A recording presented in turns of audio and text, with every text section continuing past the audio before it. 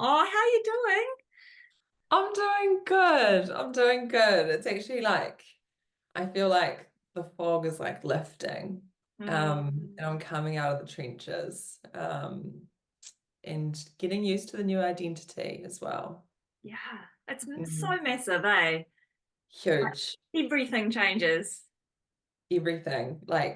And I've said to so many people, like, I can't imagine doing new motherhood with birth trauma on top of it. Like my heart broke so many times in those early days, being like, shit, this is hard enough.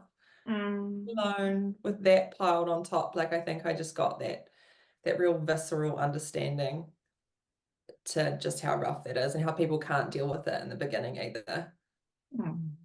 It felt impossible. Yeah. So my heart like literally goes out to every woman, it makes me even more passionate. Yeah, Yeah. yeah. I, I feel like we just carry on. This can be the Yeah. start of our interview. You shared a little spiel first, but I feel like that's a really good place to start. And one of the questions I was going to check in with you about before we hit record, but too late now. We're doing it with the record on. is is around like you came to do my Healing Birth Practitioner Training. That was before you were pregnant, right? Or were you already pregnant? I was already pregnant. Oh, were Yeah. you? Okay. So I'm so intrigued. I mean, Healing Birth Practitioner Training is all about learning about, birth trauma and how to support somebody who's experienced it or how to understand it so that you can be part of mitigating the chances of it happening for others who you perhaps work with or come across and that sort of Mm. thing. And that's quite a challenge for anybody to face the realities of birth trauma, let alone somebody who's pregnant with their first baby. So I'm kind of interested to know about why you chose to do the training then and what that was like for you being pregnant for the first time and having those learnings, going through that experience. Um, Mm. but also, and I don't know which you want to talk to first, what your, beliefs around birth and mothering were prior to becoming pregnant or when you first became pregnant. I don't know if it was a planned pregnancy or not, but yeah. Mm. Yeah, I suppose for like context, as to why I was so drawn to the Healing Birth Practitioner Training, and yeah, all things kind of trauma, particularly medical trauma, is I felt like I really betrayed, and I've spoken to you about this a few times, really betrayed my own intuition during the pandemic. So it was a deep visceral no in my body to not get the V, but due to a whole lot of confounding factors, pressure, fear of not belonging, all of those things that were really played into for me, I ended up doing it and I promised myself I would never betray my intuition again. So it was a real line in the sand. And I guess it's also how I feel like my birth and my journey in this free birth has been such a reclamation of that intuition. Um, and been so part of my becoming. And I can just see like the tapestry of my journey and how it has so beautifully led me down this path. Um, so, I don't regret any of it because all these little choice points have led me to there. So that's kind of how I ended up resonating with the training. So while I don't have any birth trauma, being my first child, I have medical trauma, I suppose, in a wider sense. And I sort of no, it wasn't really planned to answer that question. Um, August soul decided to just come in one day. I'd been in my head saying, no, I need to do a bit more towards my career or build my small business a bit more. And I'd been really just like pushing back, even though my husband Eugene was, you know, really keen to start a family. And I also think that's a bit of a lie that potentially we're told as young women as well, that motherhood just sets you back and you need to get ahead and build all these things, which I've come to realize for me anyway was a lie. So yeah, Augie's soul came in and I just instantaneously dove so deep, so deep into all things pregnancy, birth. I was never someone that really even considered pregnancy or birth, or I knew I wanted to be a mother, but I never sat around thinking about how I wanted to birth or how many children I was going to have. I was, yeah, never really that way inclined.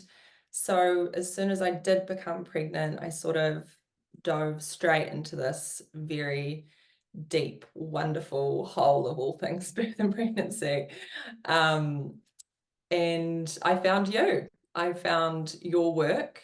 I joined up to the Soulful Birth program, which I honestly think every new mum, like I've written it in my testimonial, every new mum should, yeah, do it and learn about physiology at that deep level, which I don't believe is actually taught in standard antenatal classes, not to the same degree. I never did them myself, so I can't speak to that. But from what I've heard, it doesn't go into the same depth.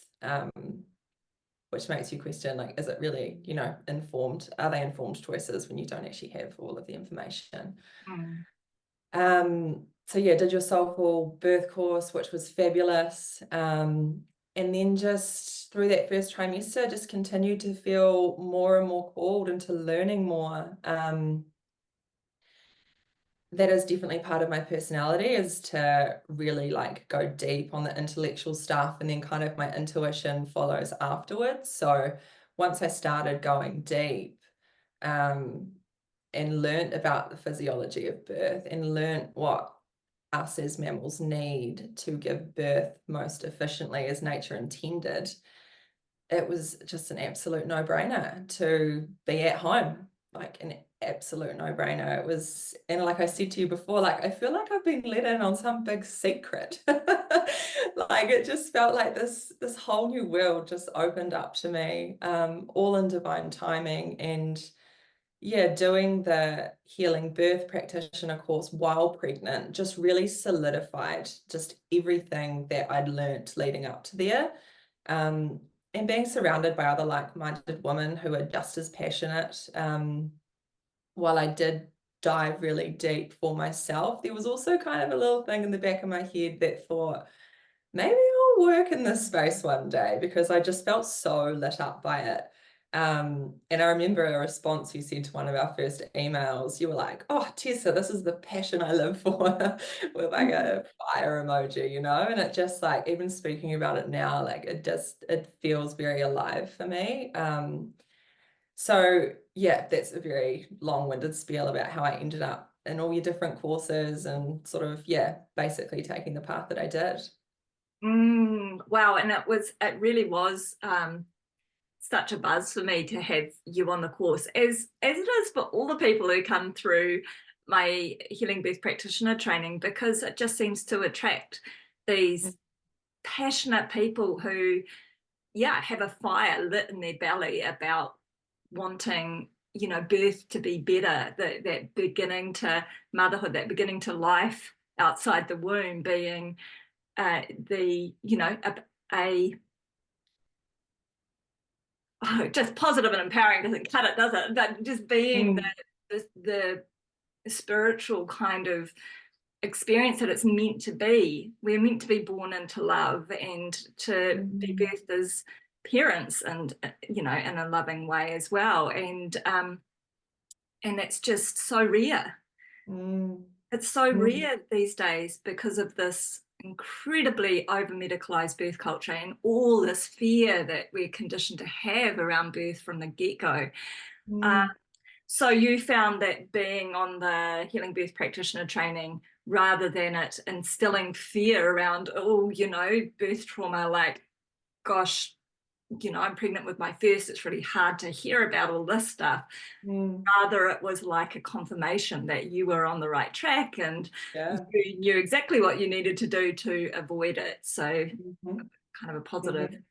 Awesome. Oh, yeah, absolutely. And, you know, I sat with like so many big questions around self-responsibility and like the actual power we have in the birth space. I contemplated, you know, life and death of both me and August coming through, and really questioned like how much control we truly do have over these experiences. And so in my mind and in my belief system, I don't believe that we can control whether a baby makes it earthside, but we can control the environment we birth in. We can control the people that we have there.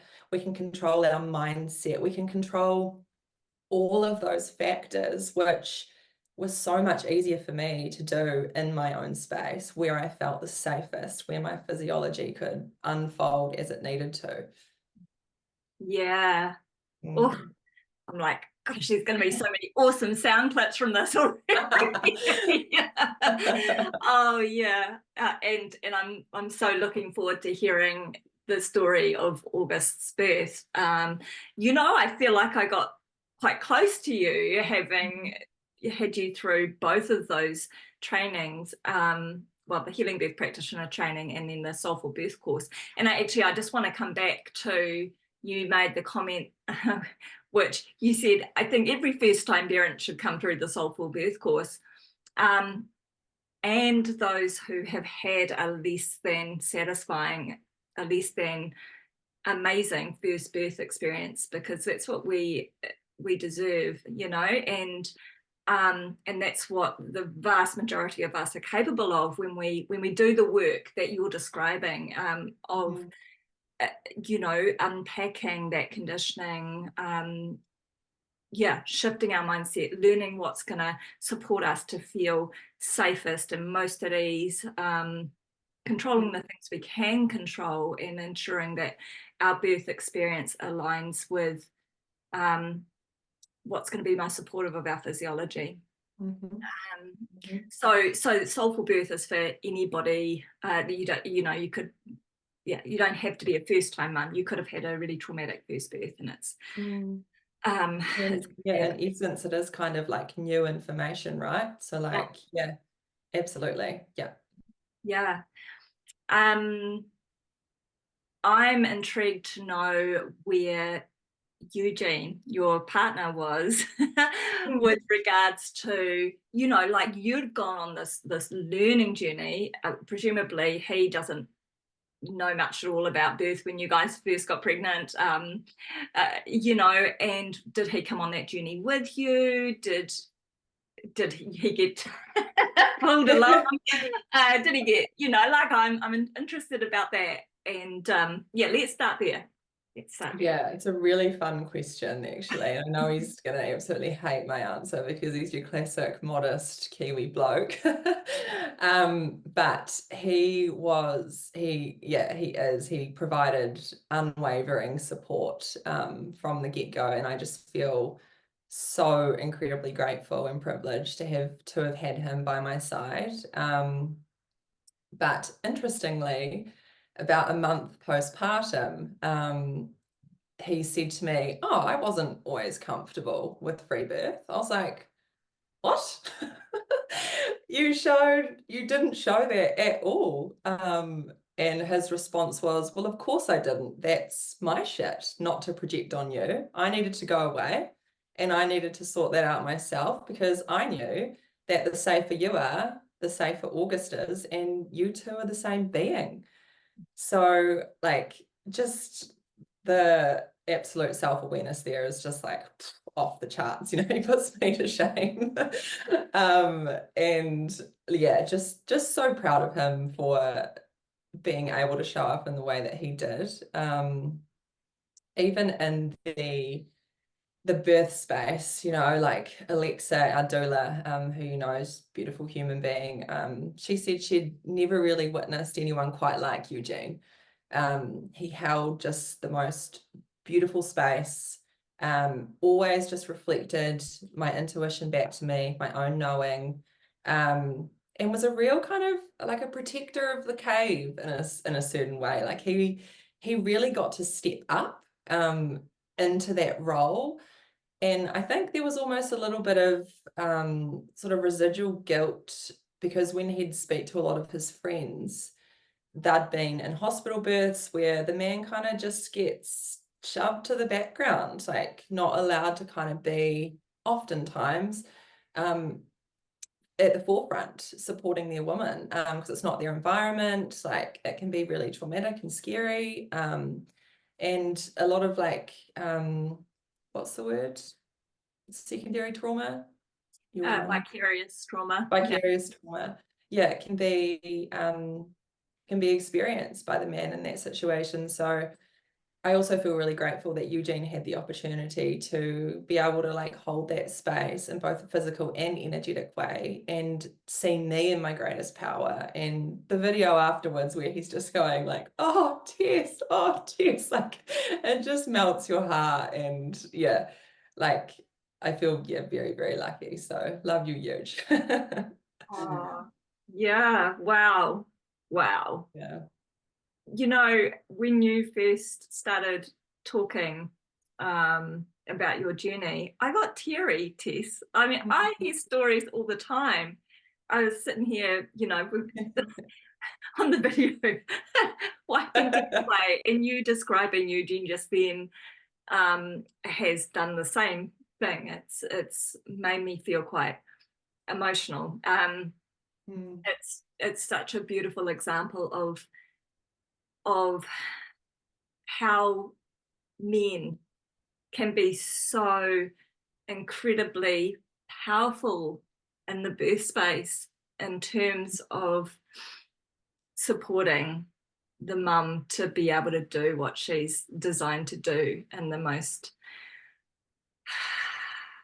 epic way. That's gorgeous. And that stuff that you and he will, it just makes your relationship so much stronger. And you know, that family unit just it just shifts in such beautiful and incredible ways, right? Like I hear in my work the opposite of that all the time. The men do feeling sidelined in the birth space, feeling absolutely helpless, watching their loved one go through trauma and incredible pain and suffering, and them not feeling able to do a thing. And you know, the white coats, sort of, they've got all the knowledge. Who am I to try and, you know, step in, and they know what's best. And it must be awful. And then there's, you know, just, and neither of them feel like they can talk about it with each other, because, well, so much is hush-hushed and poo-pooed around birth trauma, because there's all this messaging that says, well, you know, at least you got a healthy baby, could have been worse. Sort of thing. So so it is really touching, it's really moving to hear hear how it can and should be. So yes, thank you, Eugene. Yeah. And he's been so delightful in that he's just been telling absolutely everybody, you know, anyone that'll listen anyway, like his mates down at the stockyards, and you can just imagine these burly old men like, what, you gave birth into a bucket, which we'll get to. But it is beautiful too to witness the little ripple effects that even just like 4 months postpartum now, like both of us have kind of witnessed within some people close to us that have started asking us a few more questions. It's kind of one or the other, right? Like we've either kind of moved into this ripple effect, like a little bit of, oh shit, maybe there's a different way to do things. And then there's the, I'm grossly confronted by this and I'm going to bury my head in the sand even further. So we've kind of had those two polarizing kind of responses thus far, but I'm sticking with the inspiration over here. Yeah. Yeah. You said earlier that you know, like home as soon as you started learning about birth, home was the obvious the obvious place to choose to birth. But birthing at home is a lot more common, even though it's really not very common at all. It's a lot more common than free birthing at home is. And I would love to hear the journey you went on to go from, okay, I'm going to birth at home, to actually I'm going to birth at home and I'm not going to choose to have any mainstream input or care as on, in addition to that. So as soon as I found out I was pregnant, just home birth instantaneously. Bit of a naturalist at heart too, and I'd learned a little bit about home birth stuff through a good friend over in Ireland who was fighting for some home birth rights that were happening over there. So that had kind of percolated into my consciousness, and I didn't even know the word free birth when I first felt pregnant. As I said, just was not in my vision. But it popped up on my Instagram one day and someone sort of wrote, oh, I considered free birth, but decided not to. And I was like, what's free birth? So I gave it a wee Google, and we went over to Tasmania for our honeymoon. And by the time we'd finished the honeymoon, I'd brought the free birth course, not with the intention to free birth, but I was like, well, it's going to be great information that supports natural physiological birth. I'll just do it and we'll see where we get to.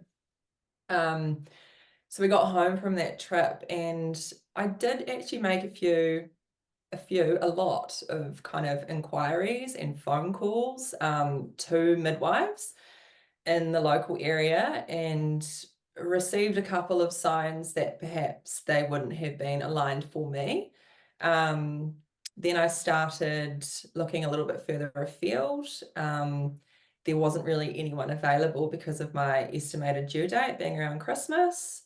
So I mean, that just speaks to the midwife shortages there was. There weren't many people that were available. Then I started going down some really funny little ways to try find certain people. I was like, oh, perhaps a midwife that was exiled through the pandemic, maybe they'd be happy to support me in a different capacity. And I sort of had a woman sort of on the sides who is also a homeopath, who said she could, support me. She's also a lactation consultant. So I kind of had this woman in the wings, so to speak. And I suppose the entire sort of journey, I kept the door ever so slightly ajar for that right person to enter. And they never really did, coupled with the fact that every time I sat quietly, my intuition just said, he's coming, August is coming. You can't stop this. And I just had that was my anchor really throughout the entire journey. Every time all the different fears would pop up, which they do, because I, like everyone else in this society, have been conditioned to fear birth, I even looked up One Born Every Minute. I'm not sure if you remember that TV show, but that was very big for me as a young girl, sitting there watching birth. And the tagline on TVNZ On Demand is not for the faint-hearted. Oh my goodness. Just calm sick. Yeah. But also just made me crack up laughing, because I was just what a load of crock, so it's funny to look back on that now with the level of awareness I do and the knowledge I have. But as a young girl, that's what's being fed. Birth is dangerous. You can die. You need to go to the hospital, blah, blah, blah, blah, blah. So there was a lot of unpicking of those fears throughout the journey. And I'd always just come back to the knowing that his soul chose to come that morning. I had a vision in meditation 6 hours later that I was pregnant, and I said to Yuge that evening, we're pregnant. He was like, no. I was like, we are, you wait. And so I knew the day of, and it just because I didn't really feel like I necessarily had that much control, it wasn't like a conscious decision. I knew he was coming, and I knew there was nothing I could do that he could do to stuff it up, so to speak. I knew that the things would stuff it up was to get outside influence into my aura. I knew that, and I knew that being by myself, with Eugene and the support of a friend and Alexa was my path. And once I entered that birth space, like pretty much no fear was there, you know. I mostly put that down to the intensive work I did during pregnancy. Like I listened to your voice in my ears for months as I fell asleep, like meditations, just, and like, you know, I think that played a massive part, just rewiring that subconscious, constantly challenging when, you know, the fear of postpartum hemorrhage or the fear of resuscitation or pretty much every single one I went through, as soon as that would pop up, I'd really sit there and I'd ask myself, like, am I in danger right now? And I'd stop and I'd breathe. And the answer was always, no, I'm not. So where is this fear coming from? Is it mine? Oftentimes, no, this is society's. Like, okay, I'm gonna close that off in my brain, and I'm gonna return to like what I know to be true, that physiological birth is safe, driving a car is more dangerous, orgy is coming, whether I like it or not. And I just constantly just like bring myself back to those anchors. Um, yeah, Did you journal? Was that part of your yes, process? yeah. Lots of journaling, lots of emails to Carla about all my like big topics on safety and philosophical conversations. And yeah, no, writing was definitely part of it too. And somatic stuff, like did quite a bit of dancing. I'd go for lots of walks, connect to nature, jump in the river, feet on the ground, meditating, breath work. Yeah, threw it all in there. Yeah, yeah. Yeah. What boundaries did you need to put up for yourself? Because there is, you are, I mean, as a pregnant woman, we just are magnets for people's opinions and unsolicited advice and Yeah. judgments and all of that. Yeah. What Yeah. boundaries did you enact? There were definitely, yeah, a few family members that I needed to ask that we didn't talk about anything pregnancy or birth until after August arrived. Um, and a few friends where I just asked, like, please just respect my decision. But for the most part, I don't know if I give off a bit of a like, don't fuck with me energy or something, but for the most part, I kind of cruise through like relatively like unscathed in quotation marks in that space. Eugene actually copped it a lot more. Perhaps people felt a bit sort of like safer to confront him with their fears, but didn't feel as safe confronting me, which I'm not complaining about. It served me well. But yeah, there are a couple of firm boundaries. But for the most part, yeah, it was okay, to be honest. I think I probably, yeah, was probably giving myself enough grief at the time that the universe was like, you don't need other people's stuff too.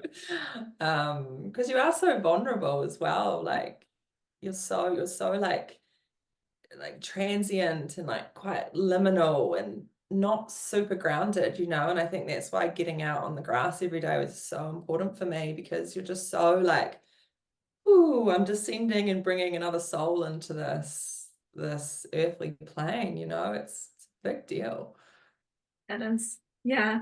I wonder if people, apart from your "don't fuck with me" energy, were, were also like, you know, it's the confidence you brought. Like you had this just Mm, knowing and belief and strength of conviction that mm, it's probably like that you probably exuded that. So it's sort of mhm, like pointless. So there's no point in picking on her, you know, like no point Yeah. in bullying that kid because they're just gonna you go for the weak ones, you know, the ones who aren't gonna. So maybe Eugene was a little less confident and less, and so he was more targeted in that regard. And Yeah, great point. Yeah. I imagine it would have invited him to do a lot of reflecting and soul searching, you know, reflecting, information gathering, whatever he needed to do to get stronger in his conviction and to like it sounds like he was epic at doing, working on his stuff. Yeah. And the trust, I suppose, that he needed to have in me. Yeah. You know, Yeah. that was That's not massive. easy. That's not easy, right? Mm. Yeah, because guys like us women grow up with that same conditioning around birth, you know, that it's dangerous, and that's what they're witnessing as well, and they're poking their head around, you know, watching an episode of One Born Every Minute. Yeah. Or hearing it in the background, you know, like it's Yeah. that's we do our learning quite And I think subconsciously a lot of the time, but mm, yeah, and very. something that probably like really helped Eugene too, it's just come to my mind, is being a farmer. So witnessing mammalian birth like every single year, daily during lambing and calving season, and also knowing the effect of intervening with that process. So he'll kill me for saying this too, but this while I was pregnant, we had the ewes in the paddock just by the house here, and one was lambing. She was taking a wee bit. She was taking some time, you know, a lot longer than the other people and the other sheep in the flock. And Eugene decided to go and intervene just a little bit. And after a couple of hours, I'm watching him run around the paddock trying to catch this ewe with a head half out its vagina, just which to me just showed like once you start intervening, you've got to continue intervening, and it was just a circus. So I think that really helped too, because that was a real anchor for him, you know, just coming back to the safety of mammalian birth. Was that lamb okay? Yes. Totally cool. I've heard, Thankfully. I've heard this is going off on a little bit of a tangent, and it might not be something you know much about, I don't know, but I've heard that sheep particularly or ewes will often reject their babies, Mm, and I would have thought that that would be one of the things that would encourage them to reject their baby, would be that interference, that, you know, the person's smell, I guess, on the mm, baby that they've helped to deliver, and the fear that the ewe experiences with that human interaction, mm, being chased around the farm, would, you know, limit the amount of oxytocin in that, like mm, mammals like us, in terms of that bonding, that need for that flood of oxytocin to, and that mm, to begin that bonding process. So yeah. Yeah, so it was interesting, like sharing what you've just spoken to, you know, around the hormones of birth, and then sharing that knowledge with him, and like it's kind of little light bulbs thing, like, okay, you know. So yeah, massive learning, like for both of us for different reasons. Yeah. Yeah. Mm. All right. Is there anything more that you want to share, perhaps about, you were talking about the self-work. It sounds like you kind of covered most of that, but if there's anything else you want to add there, or any kind of learning curves you went on that you haven't already described before we get to hear your birth story. That story. Probably not. No, I think that's good. I'm sure more stuff will come through as I talk about the birth. Awesome. Yeah. So the morning of Boxing Day is when I sort of received the first early signs. was losing my mucus plug then. And being like the grounded kind of Virgo that I am, I was just kind of like, oh yeah, cool, could be ages from here. Like I went out and told my friend Flo, and she was sort of like, how are you not more excited? And I just had this very like grounded, realistic approach to how long things could take. I knew I was on my own timeline. There was going to be nobody placing any arbitrary timelines on any part of my process. So I was just like, okay, we've begun. I did sort of feel like in the week prior that I was really kind of like descending, like becoming quite hazy in my thought and just my being. But I had great ambitions to wash the windows, which never happened. And ended up just having a couple of really chill days. The 26th, 27th, I was mostly just in bed, leaking fluid, just really just like percolating in the kind of like unknown. I watched Sex Education, and Oh, I reflected on that, being like, the irony of that is actually quite funny. And by the evening of the 27th, about 9 o'clock, as I'd just gone to bed, I started getting tightenings across my lower abdomen, which was super reassuring. And, you know, I had that little moment of, cool. I didn't wake huge up. Again, I had that feeling that perhaps this could be 3 days long, so let's just chill. They were about sort of 10-12 minutes apart that entire night, so I'd sort of just catnap in between those tightenings. They were all low throughout the entire birth process. And woke up the next day, continued to just chill, relax, had a nice big yummy, I think it was steak and chips meal for dinner about 5 o'clock, when I was out in the lounge here, just bouncing on my ball. And it was around that time that things started to, or the tightening started to come a little closer together. So they're more around like 4 to 5 minutes by that point. And it became very clear very quickly that I wanted to be alone. I just, yeah, wanted to get away from Eugene watching The Sopranos, which is a whole lot of sex, money, drugs, violence, and go into our bedroom with the ensuite. And I sort of went between the bathroom, sitting backwards on the toilet, to child's pose on my bed, like sort of laying over top of a bolster. And like, dare I say it, I really enjoyed that part. Like it was, there was almost a point, like a tiny little glimmer of like, is this pleasurable? Like, am I enjoying this? Like in a pleasurable kind of orgasmic way? And yeah, and I mean a glimmer. And then I think I sort of just like shut that down. I was like, no, like birth is supposed to be painful, isn't it? Like, what am I doing? And yeah, so it makes me actually excited for my next birth to play with that a little bit more. mm. But very sort of soon after that, Eugene sort of heard me like vocalizing a bit more, and he instinctively decided to join me. And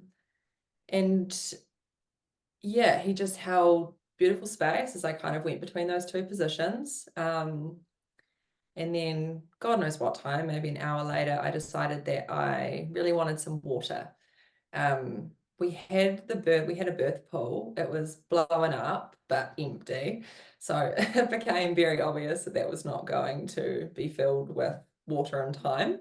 So I got my friend Flo to fill up the bath, which is a nice deep bath in the spare bathroom, and went and jumped in there, and I was sort of on my knees in the bath in between sensations, and then for the sensation I would pull myself up out of the bath and hold on to the edge. And on reflection, I think that action comes from the part of my personality that's very like, go hard or go home, you know, like that type of like, when I'm going on a hike, I'm getting to the top as quick as possible so I can get the view, you know, like there's that part of me.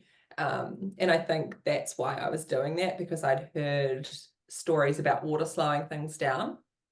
So even though I asked for water for comfort, I was raising myself up out of them and really tackling the sensation head on. And yeah, was doing that for a while. Eugene sort of looking at me like, what are you doing, you crazy woman? Before I wanted to get back on the toilet, sitting backwards, which is what felt like the most open for me. And it was about that point that I actually reached my hands inside myself and I felt a head. I felt his head.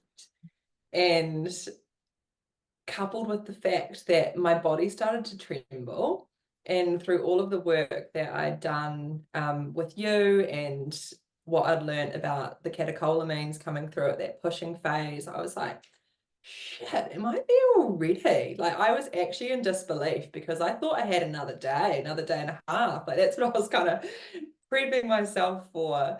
So feeling Augie's head, and it was so smooth, and I remember clocking the smoothness of it, being like, I can't feel any here.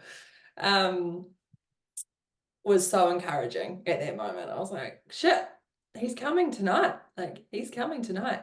That became like very clear in that moment. So I sort of was like, oh, maybe I want to go try a different position. I went out into the lounge and was sort of leaning over the birth bowl in a birth ball, sorry, in a runner's position. And there was the stove light, the fluorescent light was on. That was the only light that was on. And I remember just being like, that is gross. Like, I don't want this fluorescent blue light coming at me. So I very quickly beelined back to the bathroom with Eugene, while Flo sat out in the lounge just holding space. And yeah, Eugene and I stayed in the bathroom then for the next wee while.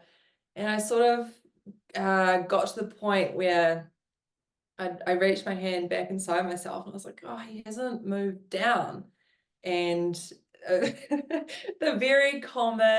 apparently very common thought of he's stuck entered my brain.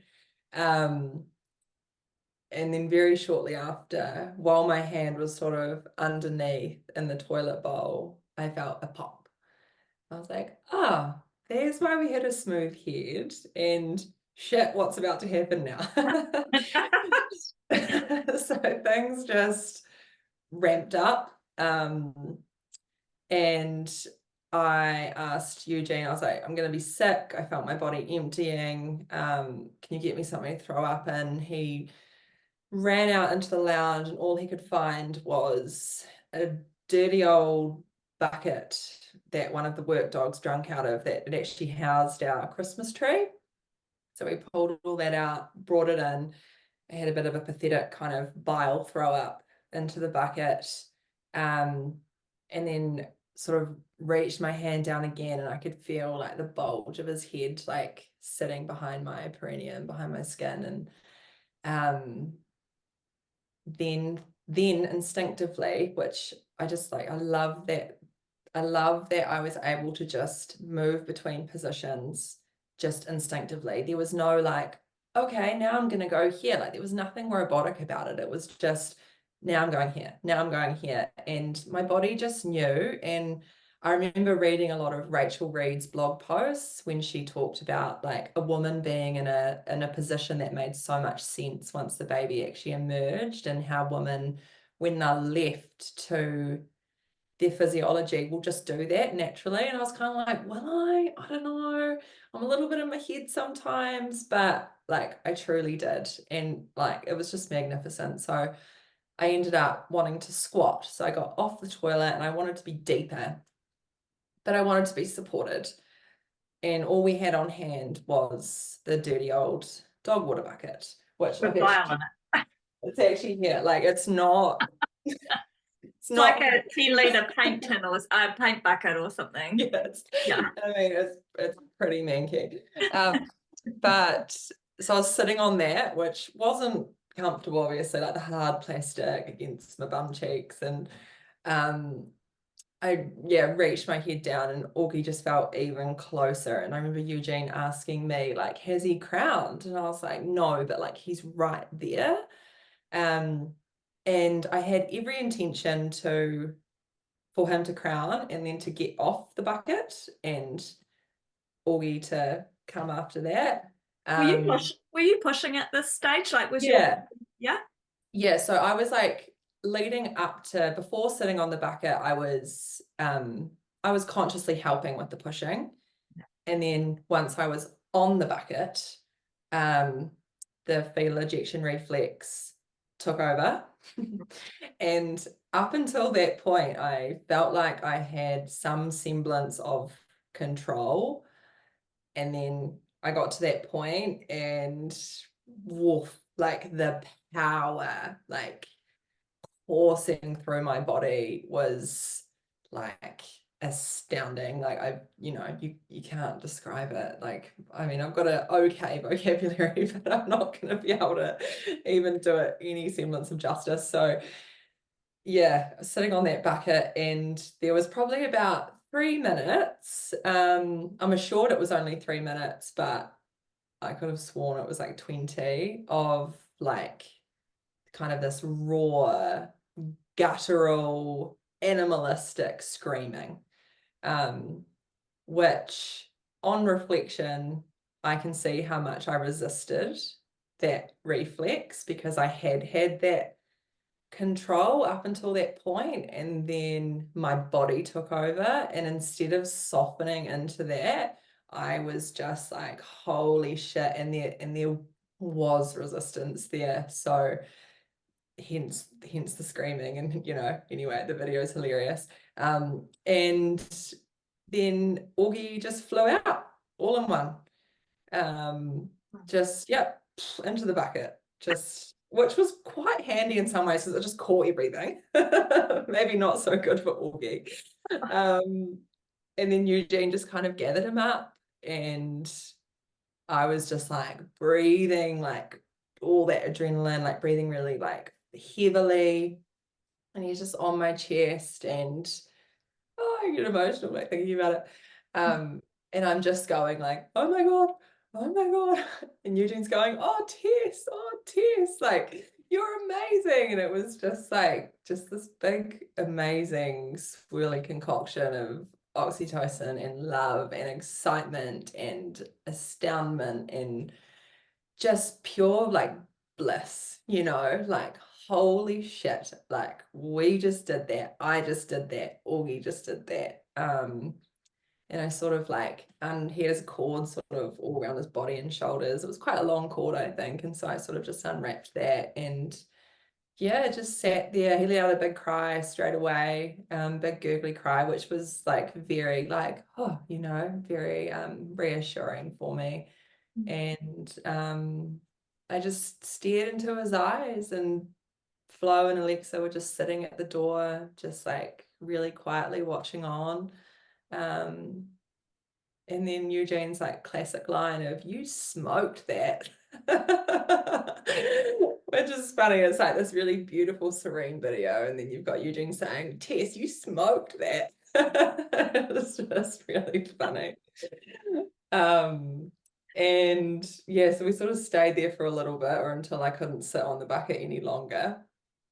And then headed out into the lounge, and it just felt like just four mates just sitting around having a yarn about this epic thing that just happened. But it was also just so normal, like baby's here now. And I had a few sips of bone broth, a spoon of honey, some scorched almonds, of all things.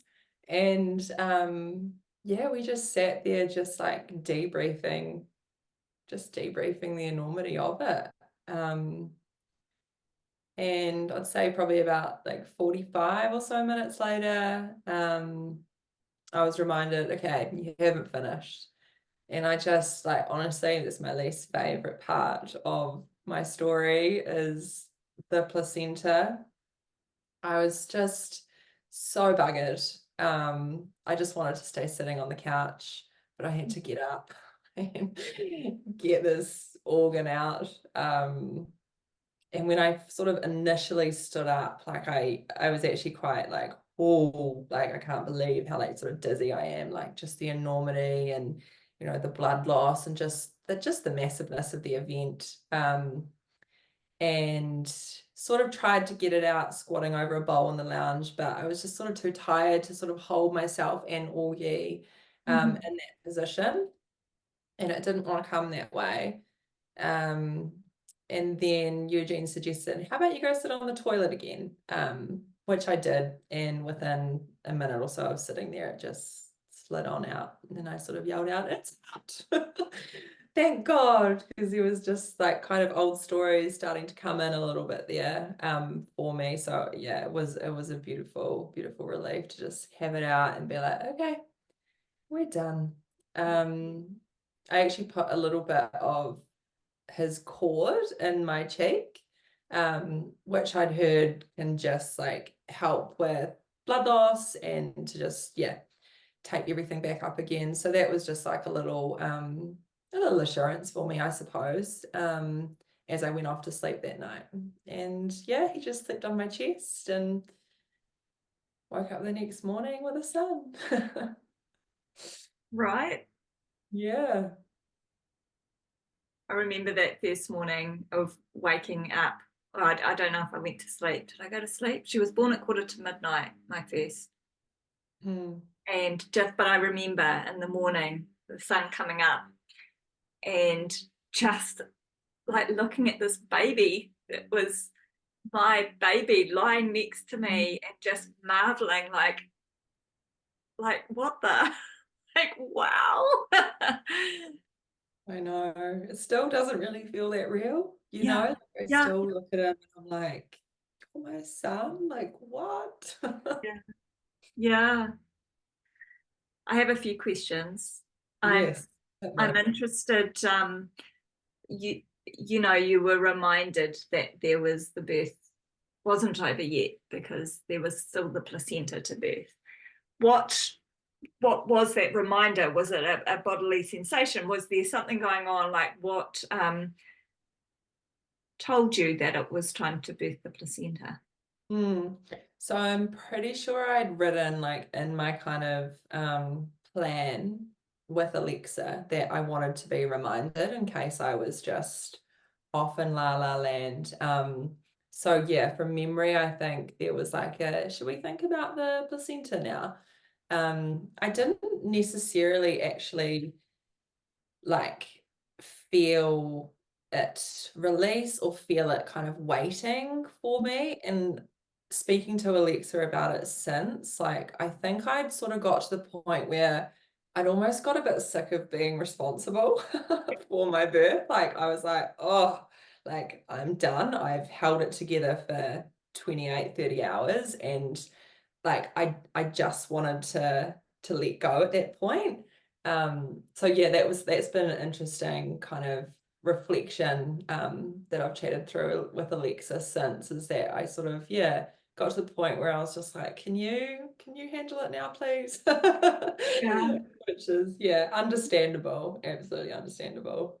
This is so interesting for me because it's bringing up memories for me around again my first birth and 23 years ago now. It was a while ago.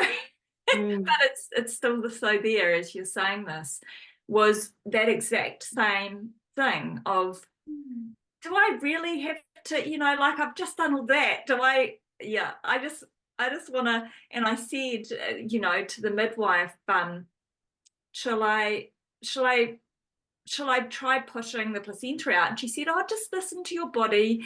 Your body, will let you know what to do or something. And me snarking at her, it's on the video, going, does my body talk, does it? Or something like this, something like this, like, like I was pissed off. I was pissed off that, and like I've just been through all that. I just want to be told what to do. I don't want to have to, tune in anymore and do the work. Yeah. I just want to, I'm done with that. Oh, can relate. That's so funny. And the whole feeling really faint when I stood up out of the birth pool to, I had birthed the placenta by then, but that's, whoa, when you first get up, that realization of the enormity of what your body has just done. And Yeah. the other thing I wanted to ask about was the breastfeeding. So when did Oogie first try and latch, or what was that experience? Yeah, so this is an interesting one too, and like I've had so many reflections on this since, but like pretty much immediately Augie was bobbing away near my nipple, like trying to latch on, and being in the really vulnerable like kind of like I can't be bothered anymore that I was just speaking to attitude that I was in. I sort of fell into, or I let old patterns and stories around not wanting to appear incompetent um, show up for me there. So instead of just helping him and letting it be a bit messy and a bit, like fumbly, I didn't, because I didn't want to appear incompetent in front of Alexa, Fluv, or Eugene. So just I was just so like deeply in this vulnerable space, right? That these old childhood wounds they came through. And so we didn't actually latch until the following the following evening, which was like a stressful time, Um, we got it in the end, obviously, and the breastfeeding journey has been fabulous pretty much since, apart from those first 2 weeks we were just getting to know each other and a little bit of nipple pain on one side.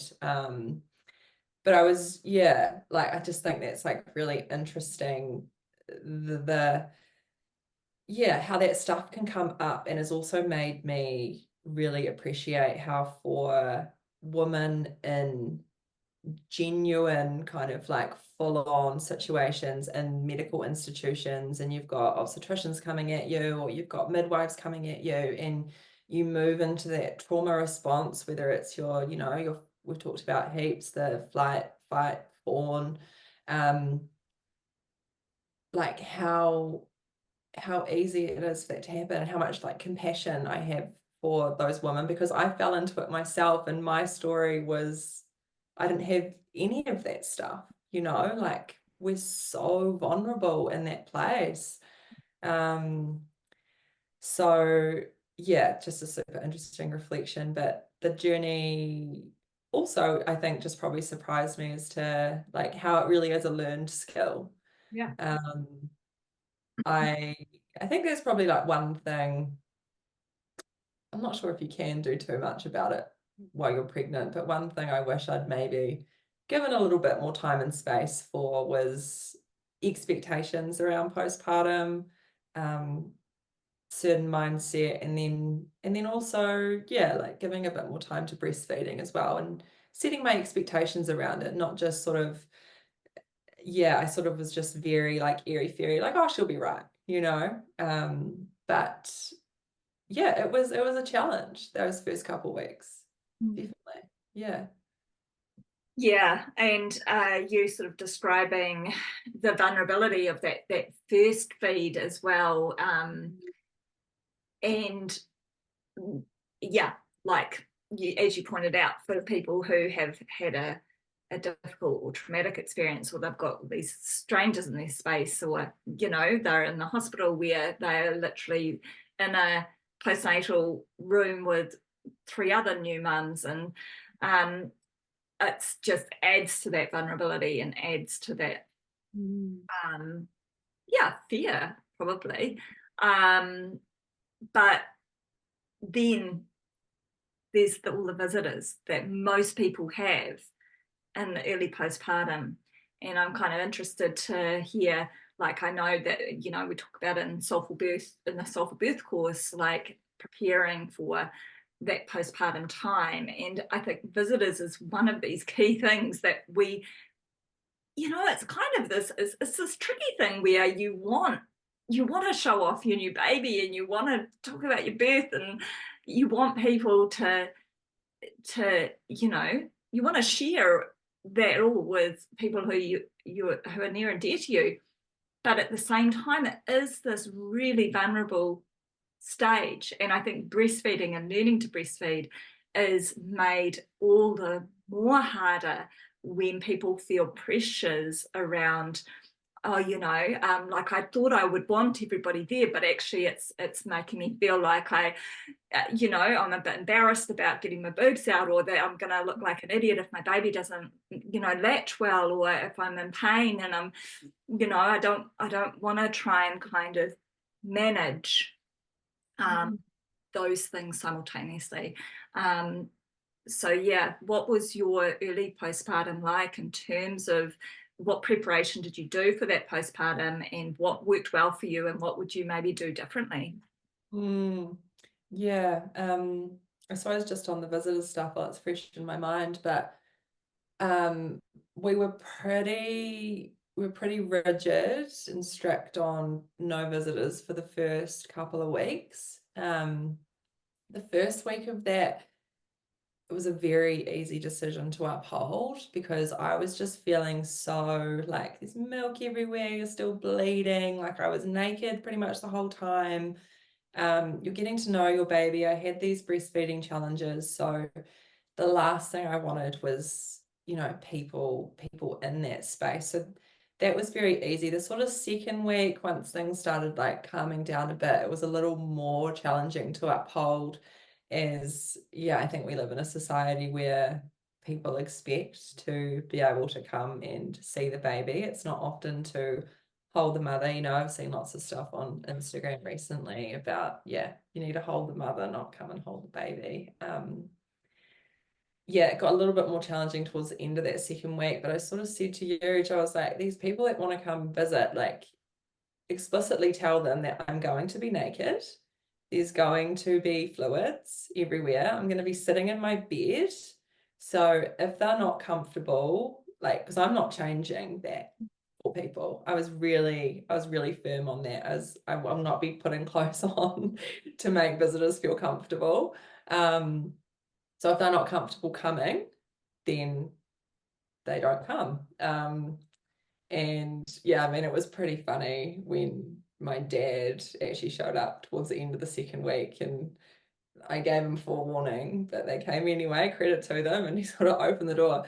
Oh, Tess, shit. And I was like, well, here we are. But it was actually really beautiful to like be able to share that with him. And yeah, he was willing to show up for that. So that was really cool. But in terms of other sort of postpartum, I guess, learnings or things that maybe I'll do differently, as I sort of alluded to before, it would be maybe around spending a bit more time setting some realistic expectations for myself. And credit to Alexa, she gave me some really good hard truths, but at that time I was just so focused on the birth that I didn't give much space. I was just like, oh yeah, I might be sitting on the couch for 6 hours, like maybe we'll see, you know. She's like, you're gonna need someone to water your plants, and I was like, well,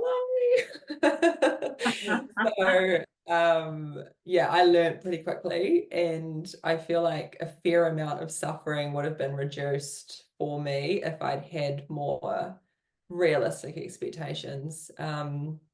I ended up coming up with a few kind of like mantras, you know, around the fact that I'm nurturing August, like my body is nurturing August. That's enough, you know, like for this being someone that likes to be busy and get shit done, you know. But then I also sort of feel that there's only so much you can prepare, particularly from that maiden to mother, that first time transition. There's only so much I think that you can do, and that as individuals we're each given different kind of we're given different challenges based on our wounds and our bruises. So like what really got to one mum might have been a non-issue for another in those early postpartum days. And it's all part of our sort of individual journeys. But I guess I also wish that, because I've spent so much time unpicking all of the narratives around birth and like really working on my subconscious, I wish I'd probably done a little bit more of that around certain mothering topics, sleeping, like attachment. I've done that more on the fly. But would have probably been easier if I had spent a bit of time unpicking normal biological sleep and not pushing separation from our infants, and just really asking myself the question, like, why am I trying to do a certain thing? Like for a couple of days there, I had it in my head that I needed to put Augie down to sleep, and then I needed to go have some time out with Eugene. And it was like not working for either of us. And then I just was like, I just surrendered and I was like, I'm going to go to bed with you. Like, I do nothing in the evenings anyway. Like, I never did. I've always been an early bird. So just kind of, yeah, really like asking questions like that to myself on an individual level, and finding what worked for us, instead of using this societal expectation and trying to impose it on our situation.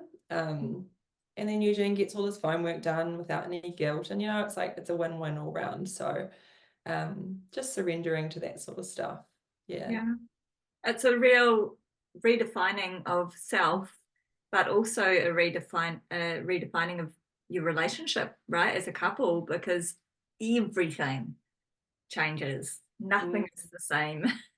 Nothing is the same again.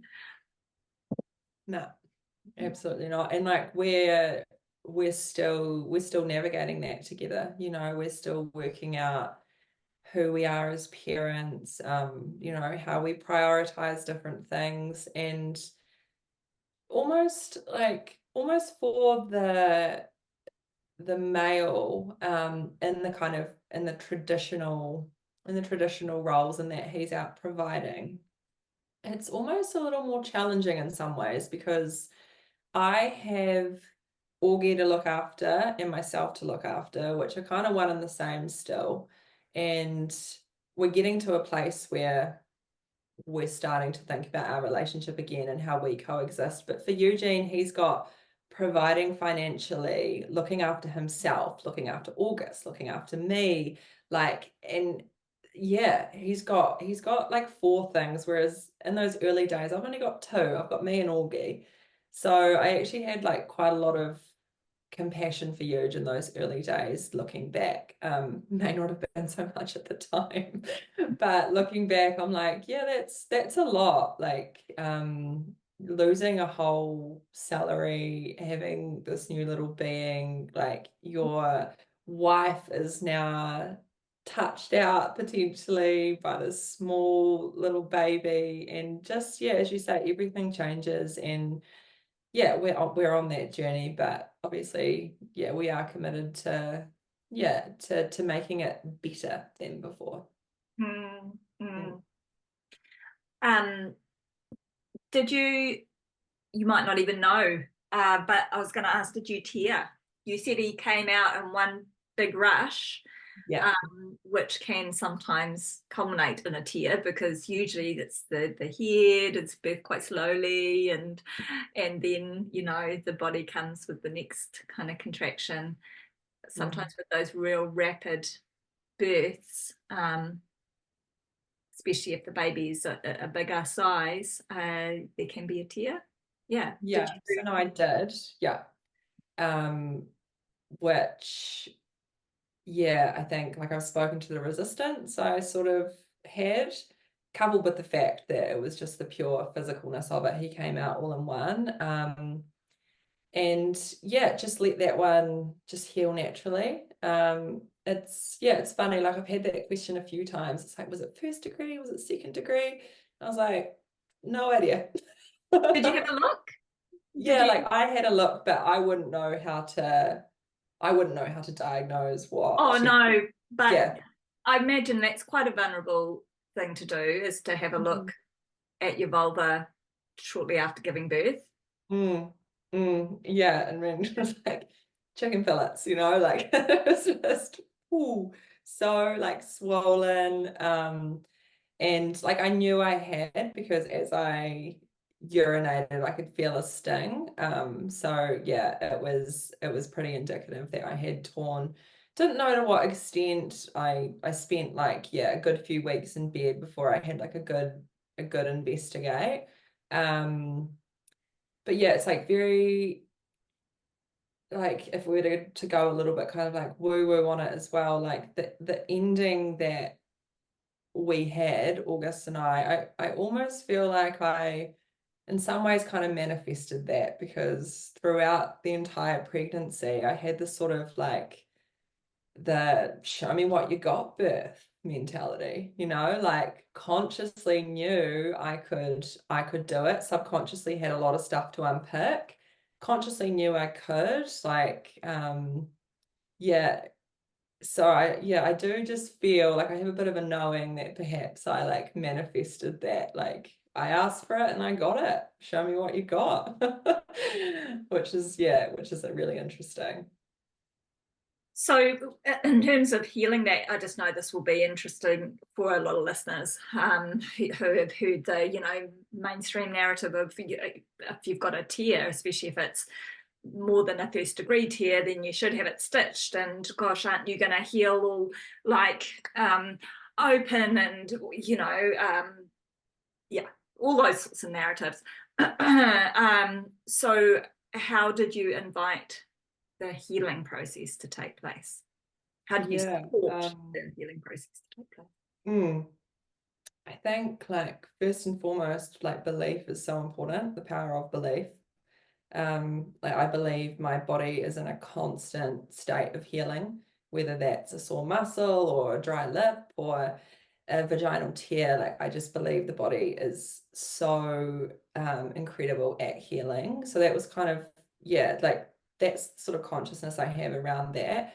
But in terms of practical things, like I just kept my legs together, both on the toilet, in bed, didn't rush back into any physical activity, and just really listened to the body. Like when I started to go for little walks and when I was on undulating ground and it didn't feel as comfortable, it's like, actually, I'm going to just like pull back and I'm going to walk on flatter ground. And I had some like homeopathics as well. So I was taking arnica to support that healing, and Manuka honey. I actually used Manuka honey for a little bit as well. And now that we're a little bit further down the road, like I've been doing a bit of self massage as well, just like, yeah, promoting blood flow down to the area. But yeah, aside from that, just trusting that, for eons, vaginas have been tearing and mine's no different, and it will heal. Yeah, Um, Also coupled with the fact that I believe the stitches need to go in within the first day or even less than that. right. I don't I don't know. know, someone told me that they need to go in that quickly. So it very quickly became like, that's not happening. There's Yeah, no way I'm gonna drive in yeah, on 2 hours sleep with a newborn. Yeah, yeah. yeah. Yeah, Mm. I had a second degree tear with Laura, and I chose not to, yeah, not to have any stitches. Healed up fine. But then I, like you, had good postpartum support, and was Mm. able to. I was living at my mum's with my stepdad there, my sister and her husband for a few months after Laura was born, because I was a solo mum. And so I went back home to have that support initially, and it was great. So I could just focus on, healing and learning to breastfeed, um, Mm. and I was made nourishing meals and, Mm. fed and watered well. Um, Mm. so that all, yeah, healed up fine. But I do have this funny recollection of, you talked about having some some tender nipples, and the whole sort of beginning to breastfeeding being quite a learning curve. And for me, it sure was, you know, like I actually had really quite full-on breastfeeding issues for quite some time. And I remember sitting at the dining table with my stepdad, who my dad, my stepdad, my sister, my brother-in-law, my mum, two midwives and a student midwife were all at the birth. So they'd all seen me naked and seen, you know, like, but here I was sitting at the dinner table having dinner topless with dripping breasts because my nipples were so sore that I just didn't want any clothes or anything on them. So Yeah. having dinner with my stepdad with my big dripping boobs out. And it's like, yeah, when you talked about, I so loved your reframe of the same thing that I say to people around visitors with you know, in early postpartum, is I say, don't you know, don't have anybody come into your home who you don't feel comfortable being you know, topless in front of, who you wouldn't feel comfortable crying in front of, and you know, like, yeah, expressing fluids in front of. And yeah, I loved your kind of reframe of that. Like, I don't mind if people see me like this, you know, but yeah, how are they going to feel? And if they're not comfortable with it, I don't want them in this. You know, like, I don't want to have to try and, I'm not covering up. Yeah, I'm not trying to. I'm sure it kept a few people away, to be fair. You know, that's Yeah, their uncomfortability, and that's not something I'm gonna take on. You know, like, this is right. how I'm showing up postpartum. This is what's best for me and Augie. So Yeah. yeah. So Yeah. how far down the track are you now, Tessa? How old's Ilky now? Yeah, so Augie he'll be exactly 4 months in about 3 days. Yeah. Yeah. Beautiful. Yeah. And what's life like for you as the mum of a 4-month-old, having been through that, well, yeah, epic journey, like far out, what a story. Mm, I can't wait to share this episode. I'm just like, oh my gosh, this is so yeah. cool. Yeah. Oh gosh. It's like in the few weeks after the birth, like when Alexa was doing her postpartum visits, she was really like, as you are now, like reflecting just how epic my journey has been. And she looked me in the eye and said, like, you are epic, you know? And like at the time, and I like don't want it to come across as like ignorant or arrogant or anything, but I was just kind of like, but it's so simple. Like, everyone can do this. Like, that's where I was at. And that is genuinely like one of the learnings I've taken from my experience, is that, you know, for the most part, when you let birth be as birth was intended, it's gonna go great, you know? Like, of course, there are the very small exceptions, but reminding myself that jumping in my car pregnant was more dangerous is something that just like you know, constantly grounded me. Like at the start of Sarah Buckley's book, you know, it's like birth is as safe as life gets. It truly is.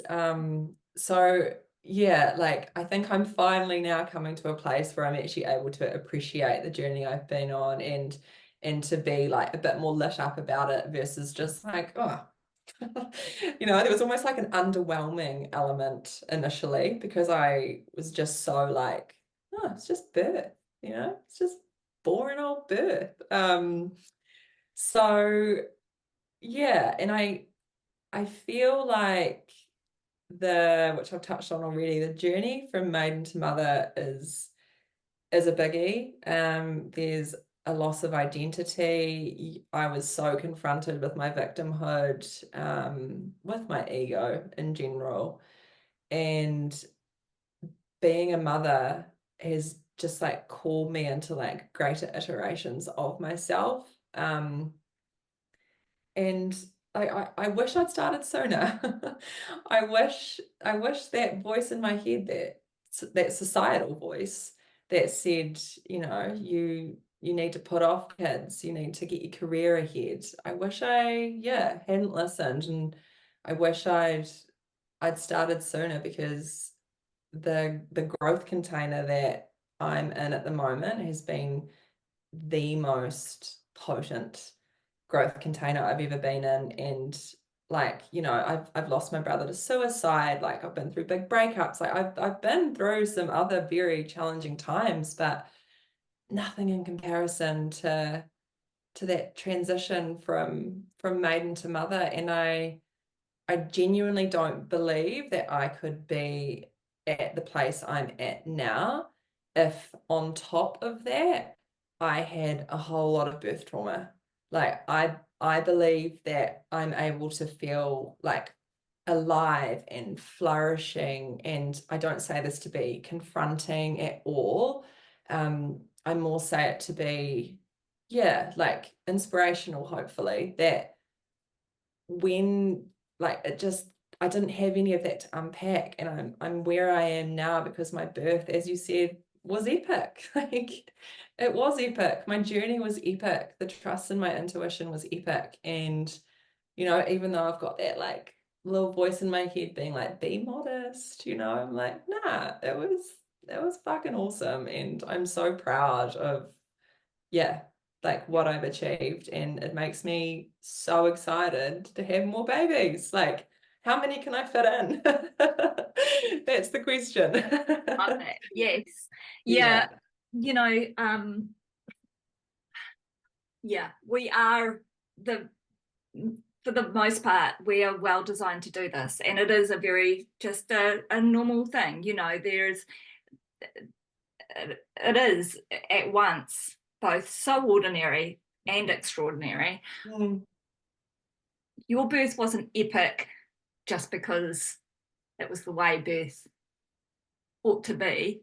It was epic, and you were epic because of what you have described to us through this, you know, you've described bits of it to us throughout this episode of the challenges you're met with as a first-time mum, mm, knowing, having to go from conditioned people pleaser, lack of trust in birthing body, lack of trust in intuition, and lots of faith in authority figures and all this stuff, to a place where you were like, hello, birthing in your bathroom over a bucket with just the man and your, you know, your beautiful doula and friend with you. Like, mm, that is epic. That speaks to a shit ton of hard work, of mm, confronting work that mm, most people shy away from, that they are too scared to face.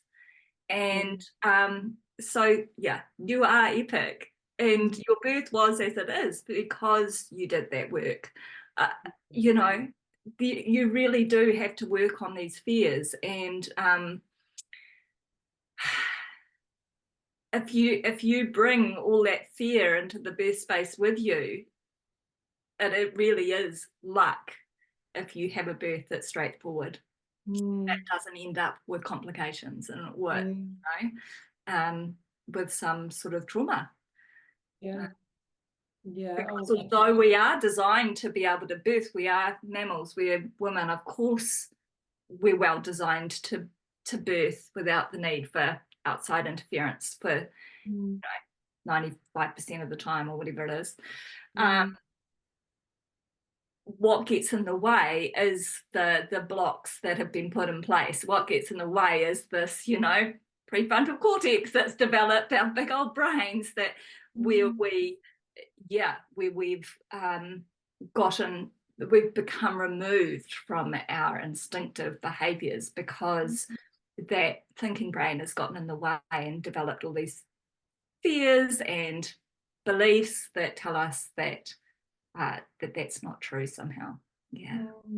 mm, And always had kind of you in the back of my mind, like something you said on one of the, I don't know if it was a Soulful Birth course, but like it's sort of an illusion, I suppose, when you are birthing within the system that you're not responsible. Like as a mother, you actually are always responsible, even though it looks like perhaps you've got the midwife who's responsible or the obstetrician. And that responsibility always comes back to you, always, always, always. And particularly when midwife visits stop postnatally, you're it, you know. Um, and I suppose that's like one thing that I'm grateful for as well in this postnatal period is I've been able to just like check back in with my intuition, like, are we okay? Is Augie okay? Like when he didn't put on weight for a couple of weeks or whatever it was, it's like, no, he's sweet. We're happy, we're healthy. And knowing that I had that knowing, instead of possibly old Tessa would have fallen into more of a like, shit, gotta ring the doctor, gotta check this, like, yeah, like really kind of like frantic, fearful states. But I suppose, and I have my moments. I'm not trying to claim that I'm perfect at this. Eugene will attest to that. But I am, for the most part, able to return to what is my intuition saying? Like, am I in danger right now? Are we in danger right now? Like, we're okay. And yeah, my pregnancy journey, it taught me that. Big breath. It's really nourishing for me. Sitting here, this will be podcast episode number like sort of 60 or something. And most of those, just about all of them, have been people sharing their stories of traumatic birth and then, having these amazing, beautiful healing birth experiences after, and that kind of that story of the in between and the healing process.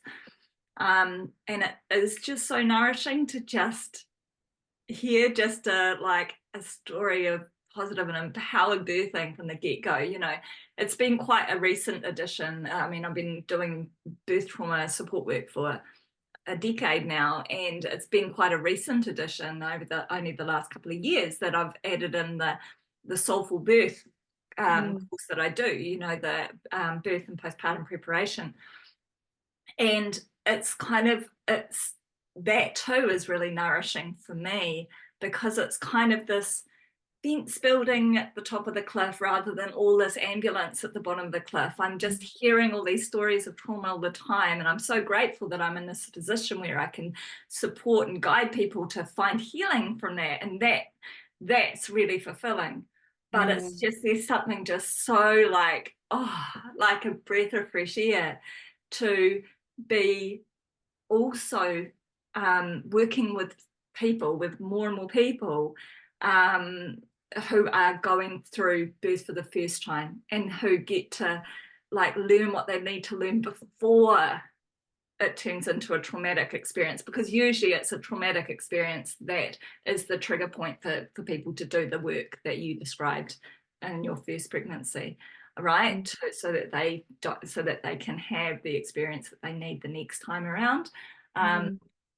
But yeah, so it's just been like, so beautiful to just have a podcast episode that's all just juicy goodness, all just like, yeah, And like your first birth isn't a dress rehearsal, I saw that on Instagram too. And like I just want the whole world to know that, it's not a dress rehearsal. And thank you for all the kind words, and like your courses and you as a person have been such a massive conduit for my change as well. I just feel so privileged that these people, Alexa, you, kind of like have come into my life in this divine timing to support me to create what I've created, So from the bottom of my heart, Carla, thank you.